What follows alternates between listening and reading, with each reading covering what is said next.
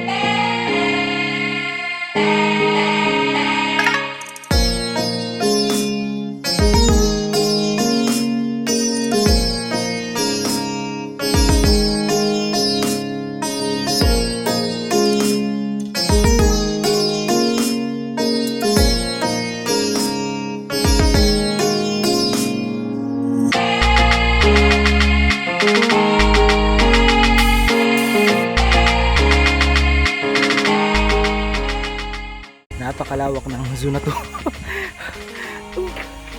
Napakagod. Init. Pero ayos.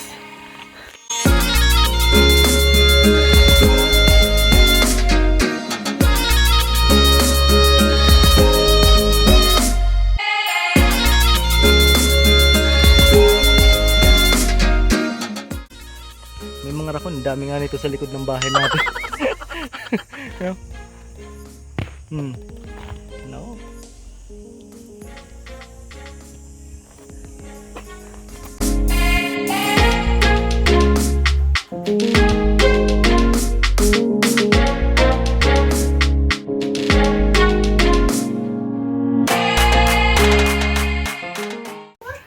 naman na grass liver na to. Halimaw. Init.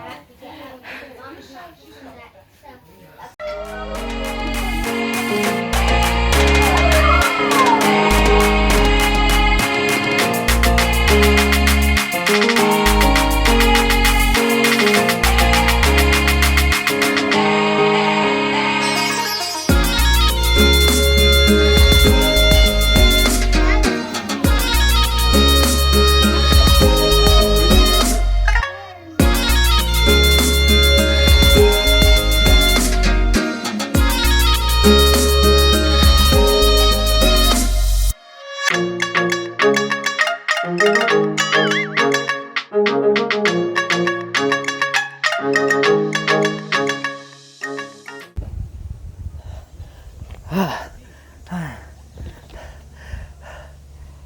muna. Ang init. Ang laki ng turuntusong to. Anyway, medyo kulang pa naman yung animals dito kasi siguro dahil sa panahon, summer ngayon, katulad ng mga sa Canadian domain, wala naman yung moose. Ano pa ba, yung mga fox, ganun. Medyo kulang kasi syempre mga ano yan sa siguro malamig na panahon. So kung pupunta kayo dito sa Toronto, so agahan nyo para malibot nyo yung zoo ng the whole day. So yun, hindi pa kami tapos. Marami pa, kakaalis lang namin sa Canadian domain. Tapos pag gusto nyong hindi maglakad, pwede naman ito. Pwede naman kayong sumakay sa ganito. Yan pala.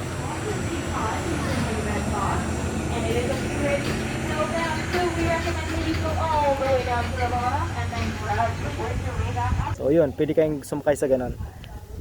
Ano pa ba?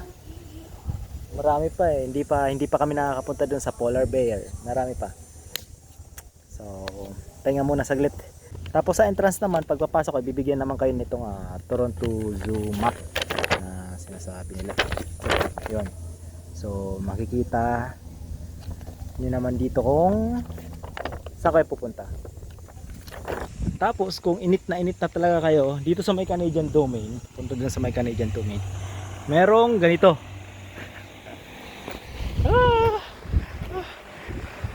May mist na lumalabas para gubasa kayo ng mukha.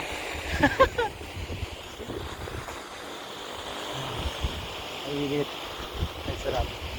Yun. Nakakatulong magpa presko. Basa na.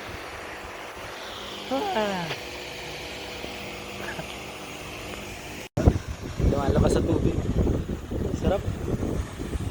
Presko. Ayun. Yun, nakapagpahinga na. Lakad ulit. Maghanap ulit ng mga animals. Ang layo, parang tinatabad na ako. Tara.